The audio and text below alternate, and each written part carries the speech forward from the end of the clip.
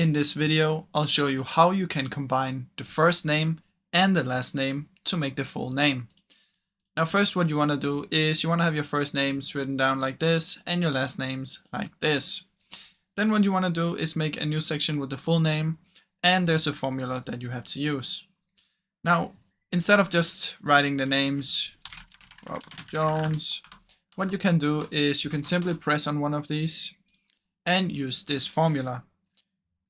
Just type this, concatenate, and then select the two areas. As you can see, I have my B2 right here, I have my C2 right here, and use exactly this one. When you do that, it will automatically make this, and just zoom in a little bit for you. What you can do is once you have one of them, you can simply take this one and drag it down, and it will autofill the rest.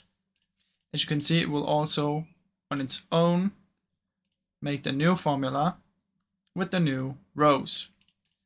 So that's basically how you can do it in Excel, guys. It's super simple, and I really hope you enjoyed this video. If you did, please leave a like and subscribe, as it helps me out a ton. Thank you so much for watching.